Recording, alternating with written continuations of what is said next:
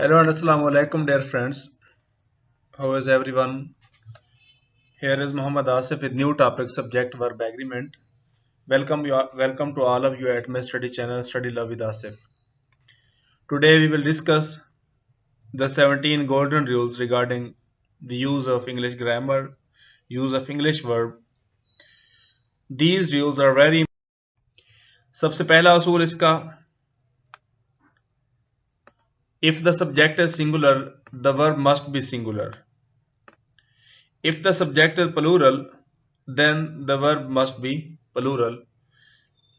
अगर subject singular होगा sentence का तो वर्ब भी सिंगुलर होगा, अगर वर्ब सब्जेक्ट प्लूरल होगा तो वर्ब भी plural. She writes every day. She singular subject है तो राइट्स जो है प्रेजेंट इंडेफिनिट टेंस में सिंगुलर के लिए इस्तेमाल होता है. अली लाफ्स, इस तरह ये भी सिंगुलर ही है. I am listening music. I singular है और उसके साथ जो वर्ब इस्तेमाल हुआ है फर्स्ट पर्सन का एम, वो भी सिंगुलर है. Asad has done his duty. Asad singular subject है, हैज सिंगुलर वर्ब है. नेक्स्ट हमारे पास दूसरा रूल जो है, प्लूरल सब्जेक्ट होगा तो वर्ब भी प्लूरल होगा. दे राइट, दे प्लूरल है, राइट भी प्लूरल वर्ब में काउंट होता है. We are learning our lesson. We plural subject है, आर प्लूरल वर्ब है. तीसरा असूल इसका यह है, when the subject of the sentence is composed of two or more nouns or pronouns connected by and, use a plural verb. अगर दो nouns और pronouns को and के साथ मिलाया जाएगा तो verb plural आएगा. The doctoral students and the committee members write every day. doctoral students and committee members, and के साथ मिलाया गया है इन दोनों को, तो आगे जो verb इस्तेमाल होगा वो plural होगा. The percentage of employees who called in sick and the numbers of employees who left their jobs within 2 years are reflective of level of the job satisfaction. यहाँ पर दो किस्म के एम्प्लॉइज की बात की गई है, एंड के साथ मिलाया गया है, तो इनके साथ जो हेल्पिंग वर्ब इस्तेमाल किया गया वो आ रहे हैं. चौथा असूल है इसका, when there is one subject and more than one verb. अगर सब्जेक्ट एक हो लेकिन वर्ब एक से ज्यादा हूं तो फिर जितने भी वर्ब इस्तेमाल किए जाएंगे वो उस सब्जेक्ट से रिलेटेड होंगे. जैसा कि interviews are one way to collect data and allow the researchers to gain an in depth understanding of participant. Interviews plural है तो यहां पर दो वर्ब इस्तेमाल हुए हैं, एक आर है और एक अलाउ है, ये दोनों प्लूरल है. An assumption is something that is generally accepted as true and is an important consideration when conducting a doctoral study. यहाँ पर an assumption एक सिंगुलर के तौर पर इस्तेमाल किया गया है, मफरूजा है, और यहाँ पहला वर्ब जो इस्तेमाल हो वो इसे सिंगुलर है, और नेक्स्ट जो और एंड के बाद वर्ब इस्तेमाल करेंगे वो भी उससे रिलेटेड इस्तेमाल करेंगे, जो सब्जेक्ट है वो भी सिंगुलर ही आएगा. पांचवा असूल इसका, when a phrase comes between the subject and verb. जब कोई फ्रेज एक सब्जेक्ट और वर्ब के दरमियान आ जाता है तो उस वक्त हमने उस फ्रेज को नहीं देखना है, बल्कि जो सब्जेक्ट होगा उसी को देख के हमने वर्ब को चूज करना है. अगर सब्जेक्ट सिंगुलर होगा तो वर्ब भी सिंगुलर होगा, अगर सब्जेक्ट प्लूरल होगा तो वर्ब भी प्लूरल होगा. हमने फ्रेज के साथ वर्ब यूज नहीं करना है. जैसा कि the student as well as the committee members is excited. यहां पर स्टूडेंट के बाद फ्रेज स्टार्ट हुआ है वो प्लूरल है, कमेटी मेंबर्स, बट हमने ये देखना है कि इस फ्रेज से पहले जो सब्जेक्ट है वो सिंगुलर है कि प्लूरल है. द स्टूडेंट्स ये सिंगुलर है तो इसके साथ हेल्पिंग वर्ब भी हमने सिंगुलर ही लगाना है.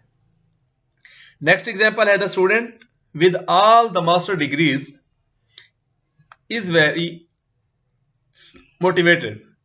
स्टूडेंट सिंगुलर है, हमने आगे फ्रेज को नहीं देखना है तो वर्ब इसके से रिलेटेड लगेगा. नेक्स्ट है, the strategies that the teacher uses to encourage classroom participation include using small groups and clarifying the expectations. Strategies चूंकि प्लूरल है तो इसका जो वर्ब इस्तेमाल करेंगे हमने फ्रेज को छोड़ के इसी को देखना है, वो भी प्लूरल ही आएगा. इस तरह ही नेक्स्ट एग्जांपल है, हमारे पास छठा असूल है, when two or more singular nouns or pronouns are connected by are or nor, use a singular verb. जब दो सिंगुलर नाउन्स या प्रोनाउंस को आर या नार से मिलाएंगे तो वर्ब सिंगुलर आएगा। The chairperson or the COE approves the proposal before proceedings, approve singular है। असूल नंबर 7 क्या कहता है? When a compound subject contains both a singular and a plural noun or pronoun joined by are or not, the verb should agree with the part of the subject that is closest to the verb. Yes, very important. इसको rule of proximity भी कहते हैं। यहां पर दोस्तों हमने ये देखना है कि आर या नार के बाद जो सब्जेक्ट आया है वो वर्ब के क्लोजेस्ट होगा, हमने उसके मुताबिक वर्ब लगाना है। The student or the committee members write every day, यहां पर कमेटी मेंबर्स आर के बाद इस्तेमाल किए गए हैं, तो हमने हेल्पिंग जो वर्ब इस्तेमाल करना है, हेल्पिंग वर्ब या मेन वर्ब, वो उसी का इस्तेमाल करना है, तो ये राइट प्लूरल इस्तेमाल करेंगे। The committee members or the student, यहां पर आर के बाद सिंगुलर सब्जेक्ट आया है तो हमने यहां पर राइट्स लिखा है, ये इस ग्रामर का असूल है। असूल नंबर 8 क्या कहता है? द वर्ड्स एंड फ्रेजेस, जैसा कि each one, either, neither, everyone, everybody, anybody, इस तरह के ये जो हैं इनके साथ सिंगुलर वर्ब इस्तेमाल किया जाएगा। Each of the participant was willing to be recorded, each singular है, उसके वर्ब जो है वाज सिंगुलर आएगा। Neither alternative hypothesis was accepted, neither के साथ असूल के मुताबिक वाज लगेगा। I will offer a $5 gift card to everybody who participates in the study, तो यहां पर एवरीबॉडी के साथ सिंगुलर वर्ब आएगा। No one was available to meet with me at the preferred times, no one के साथ हमने वाज लगाना है, वर्ब नहीं लगाएंगे। असूल नंबर 9 क्या कहता है? Uncountable nouns take a singular verbs, जितने भी अनकाउंटेबल नाउन है उनके साथ सिंगुलर वर्ब लगेगा। Education is the key to success, diabetes affects many people around the world, the information obtained from the business owners was relevant to include in this study, the research I found on the topic was limited, यहां पर ये जो uncountable nouns हैं इनके साथ singular verb लगा है। असूल नंबर 10 क्या कहता है?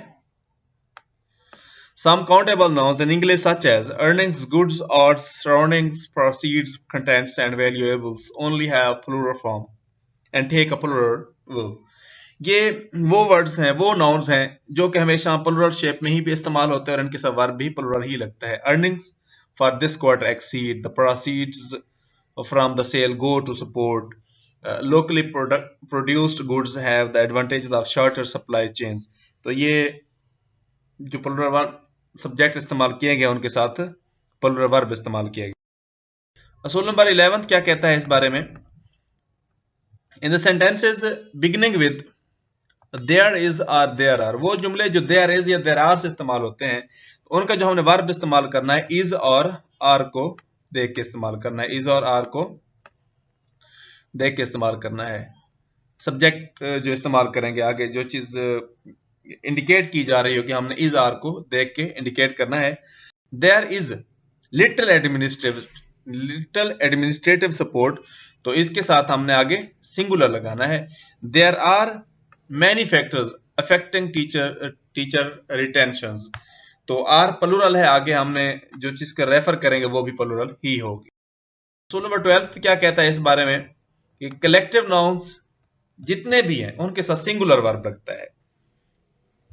Group, team, committee, family, class वगैरह। The group meets every week, the committee agrees on the quality of writing. एक नोट है यहां पर छोटा सा कलेक्टिव नाउन के हवाले से, अगर कलेक्टिव नाउन के अंदर जो मेंबर्स हैं अगर उनको इंडिविजुअल लिया जाएगा तो फिर उस वक्त वर्ब प्लूरल इस्तेमाल किया जाएगा।